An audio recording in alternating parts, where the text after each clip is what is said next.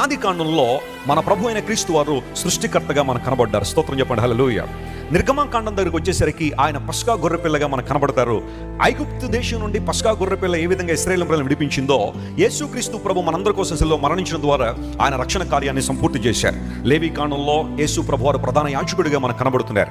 సంఖ్యాకాండంలో ఆయన మేఘస్తంభంగా అగ్నిస్తంభంగా మనకు పరిచయం చేయబడ్డారు. ద్వితీయోపదేశ కాండంలో మన ప్రభుని యేసయ్య మోషే వంటి ప్రవక్తగా పరిచయం చేయబడ్డారు. ఆ తర్వాత యెహోషువ గ్రంథంలో యేసుక్రీస్తు ప్రభు వారిని మన రక్షణకు సారథిగా మనం చూడొచ్చు. ఆ తర్వాత న్యాయాధిపతుల గ్రంథంలో మన ప్రభు అయిన యేసయ్య న్యాయాధిపతిగా మనకు కనబడతాడు. రూతు గ్రంథంలో సమీప బంధువుడిగా యేసయ్య మనకు కనబడతాడు. సమూయేలు గ్రంథాల్లో ప్రవచన సారముగా యేసు ప్రభు మనకు కనబడతాడు. రాజుల గ్రంథాల్లో ఆయన మన రాజుగా, మన పరిపాలన చేసే రాజుగా దేవుడు మనకు కనబడతాడు. దినవృత్తాంతాల గ్రంథంలో దేవుడు మన యొక్క మహిమ దేవాలయంగా, he is the temple of God, మన దేవాలయంగా యేసు ప్రభు మనకు కనబడతారు.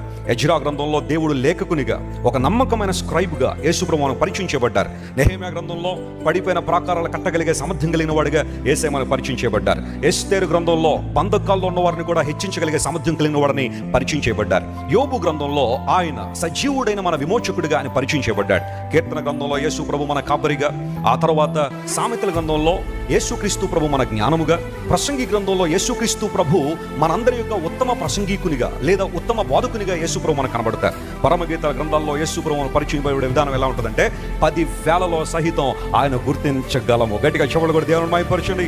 ఆయన ధవళ వర్ణుడు, ఆయన రత్న వర్ణుడు, 10,000లో యేసయ్యను మనం ఏం చేయొచ్చు, గుర్తించొచ్చిన లేఖనాలు సెలవిస్తున్నాయి. యెషయా గ్రంథంలో యేసు ప్రభు మన సమాధానకర్తగా కనబడతాడు. ఇర్మీయా గ్రంథం విలాపవాక్యముల గ్రంథంలో యేసు ప్రభు మన కొరకు విలపించువాడుగా, విజ్ఞాపన చేసేవాడుగా యేసు ప్రభు మనకు కనబడతారు. యెహెజ్కేలు గ్రంథంలో దేవదేవుడు నరపుత్రుడిగా మనకు పరిచయం చేయబడ్డాడు.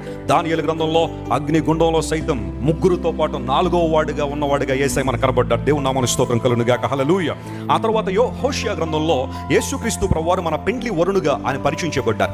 యోవేలు గ్రంథంలో పరిశుద్ధాత్మ ద్వారా మనం అభిషేకించు దేవునిగా యేసు ప్రభు పరిచయం చేయబడ్డారు. ఆ తర్వాత ఆమోసు గ్రంథంలో దేవుడు మన భారాన్ని భరించువాడుగా కనబడతాడు. ఓబద్యా గ్రంథంలో దేవుడు మన పక్షంగా పోరాడువాడుగా యేసుక్రీస్తు ప్రభు మనకు కనబడుతున్నారు. ఆ తర్వాత యోనా గ్రంథంలో ఆయన మనల్ని క్షమించే దేవుడుగా కనబడుతున్నాడు.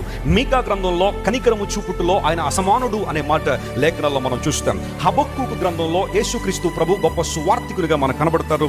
ఆ తర్వాత నహూము గ్రంథంలో దేవుడు తన ప్రజల పక్షంగా పోరాడువాడుగా మనకు కనబడుతున్నారు. జెఫన్యా గ్రంథంలో యేసుక్రీస్తు ప్రభు మనల్ని సమకూర్చువాడుగా కనబడుతున్నారు. ఆ తర్వాత హగ్గయి గ్రంథంలో ఆయన మనల్ని శుద్ధి చేసే ఓటగా కనబడుతున్నాడు. జకరియా గ్రంథంలో యేసుక్రీస్తు ప్రభు వారు మనల్ని చిగురింపు చేయువాడనే లేఖనాలు సెలవిస్తున్నాయి. ఆ తర్వాత మలాకి గ్రంథంలో ఆయన మన నీతి సూర్యుడిగా కనబడుతున్నాడు. దేవుని నామమునకు స్తోత్రం కలుగును గాక. This is the picture of Jesus Christ in the old testament.